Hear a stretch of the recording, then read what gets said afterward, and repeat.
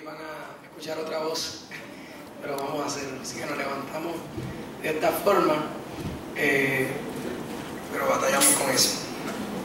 Vamos a meditar en la palabra, el pasaje que bien leyó Luli, Mateo 27, versos del 45 al 55. Yacía Jesús crucificado en el Gólgota, lugar de la calavera, junto a los asaltantes. La gente pasaba y miraba y no dejaban de injuriarlo, se burlaban de él en gran manera y lo instaban a que manifestara su poder.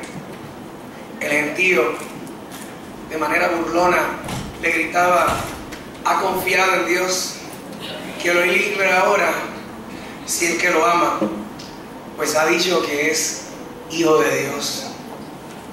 Mientras todo esto sucedía, Jesús seguía sufriendo, Jesús seguía agonizando. Y el Evangelio de Mateo se encarga de presentarnos unos sucesos importantes en la muerte de Jesús. Primeramente, Mateo nos presenta en el verso 45 las tinieblas. En el momento donde el sol debía estar en todo su apogeo, el sol más caliente, el sol del mediodía hasta las 3 de la tarde, lo que hubo fue todo lo contrario. El cielo estaba oscurecido. Mateo, el evangelista, ya está presentando el juicio divino, la mano de Dios, posiblemente inspirado en Amós 8:9, cuando dijo: en aquel día afirma el Señor omnipotente, haré que el sol se ponga al mediodía y que en pleno día la tierra se oscurezca. Lo segundo que presenta Mateo en el verso 46 es la oración de Jesús. Muestra cómo Jesús grita con dolor: Elí, Elí, lama sabactani, Dios mío, ¿por qué me has desamparado? Una súplica, hermano y hermana, dirigida al Padre desde su humanidad, con la esperanza de ser escuchado.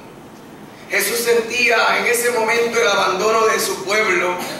Jesús sentía el abandono de sus discípulos, de la multitud que lo había recibido, recuerden, su llegada a Jerusalén, y ahora lo habían abandonado.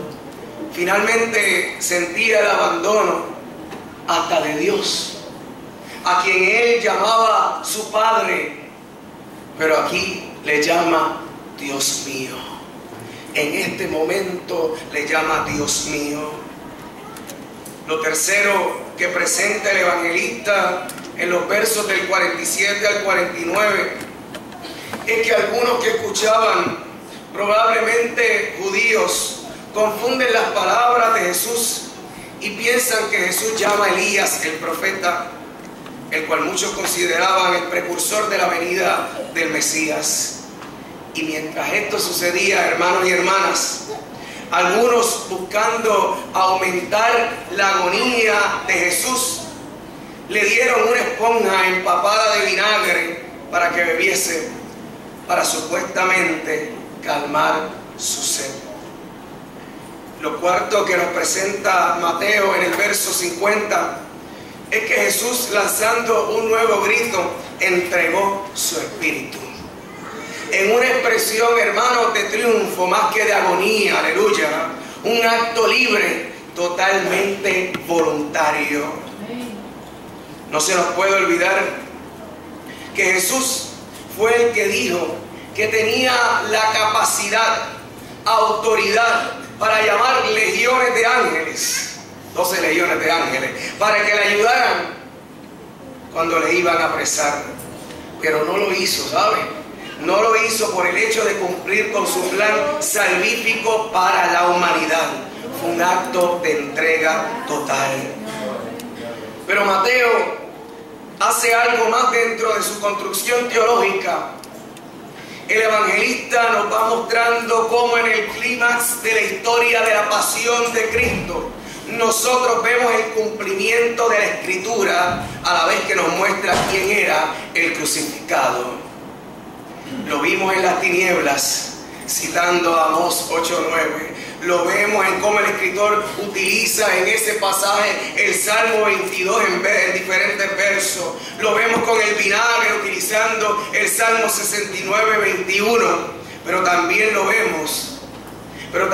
vemos en unos sucesos inesperados. La ruptura del velo. En la ruptura del velo, como cita ese pasaje, el templo de Jerusalén tenía dos velos, uno a la entrada y otro dentro del santuario, que dividía el lugar santo del lugar santísimo, lugar donde el único que podía entrar una vez al año era el sumo sacerdote.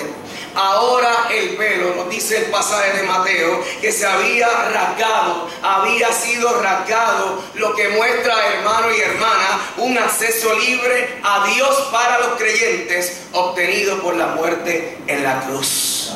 Tenemos libertad para ir al Padre, aleluya, por medio de la sangre de Jesucristo. ¿Cuántos pueden alabar al Señor? A la vez que sucedía esto, Mateo nos dice que hubo un temblor en la tierra y el partimiento de las rocas. Mateo está diciendo, ese Jesús que crucificaron fue el mismo que cuando nació hizo temblar y turbar a Herodes y a toda Jerusalén. Mateo 2:3. Fue ese mismo Jesús que cuando entró a Jerusalén en un pollino, toda la ciudad se agitó, tembló. Mateo 21:10. ¿Están viendo lo que hace Mateo? Están observando la construcción que hace Mateo. Mateo nos presenta también en ese pasaje uno de los versos más complejos. Y es lo que sucede cuando Jesús entrega su espíritu. Los sepulcros se abrieron. Los sepulcros se abrieron. Y muchos santos, dice el texto, que habían muerto, resucitaron. Luego añade Mateo que cuando Jesús resucita, salieron de los sepulcros y se aparecieron a muchos en la ciudad santa. El único hermano y hermana que tiene autoridad sobre la muerte, el único que es capaz de resucitar a los muertos es Dios. El único. Mateo posiblemente está haciendo una referencia al profeta Isaías 26:19, cuando dice: pero tus muertos vivirán, sus cadáveres volverán a la vida. Despierten y griten de alegría, adoradores del polvo, porque tu rocío, aleluya, es como el rocío de la mañana, y la tierra devolverá sus muertos. Alabanza al Cordero. Hermano y hermana, el único que es capaz de sacar a alguien del sepulcro de la muerte es Dios. El único que es capaz de hacer que alguien salga del lodo y se levante y anuncie la grandeza es Dios. Es el único, hermano. El evangelista lo que decía a la comunidad matiana y a nosotros hoy es que ese Jesús crucificado, ese Jesús es Dios con nosotros.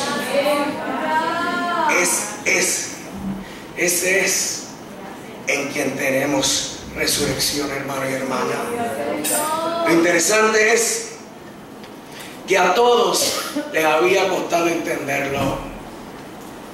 A su familia le había costado entenderlo. A sus discípulos le había costado entenderlo. A la multitud le había costado entenderlo. Sin embargo, el evangelio, el pasaje cierra con una gran paradoja, una gran contradicción. Nos muestra a aquellos soldados romanos que lo crucificaron en medio de todos los eventos inesperados, afirmando: verdaderamente este era hijo de Dios, verdaderamente este era hijo de Dios. Iglesia, el Señor en este día nos invita a que observemos la cruz, a que observemos todo lo inesperado que pasó en la cruz. Y el Señor quiere que recuerdes que ese que estaba en la cruz es Dios encarnado. Es el Dios que se encarnó por amor a ti y amor a mí. Lo importante de esto es que me parece que a Dios, o nosotros no debemos esperar empezar a creerle a Dios esperando señales, esperando temblores, esperando que el velo se rasgue, esperando que las rocas se destruyan, esperando que los muertos resuciten. Nosotros tenemos que creerle al Señor por lo que Él es, por lo que Él es. No tenemos que esperar nada más. Lo que Él ha hecho con tu vida y con la mía es suficiente.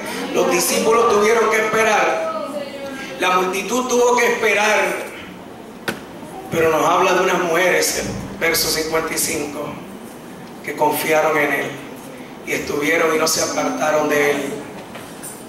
En el momento de sufrimiento de nuestra vida, no nos olvidemos de Dios. En el momento del dolor, no nos apartemos de la cruz. No tratemos de buscar al Cristo glorificado si todavía no hemos ido a la cruz. Vamos a pasar por la cruz y vamos a ver el dolor y vamos a afirmar siempre, verdaderamente, ese es el Hijo de Dios. Te invito a estar en pie.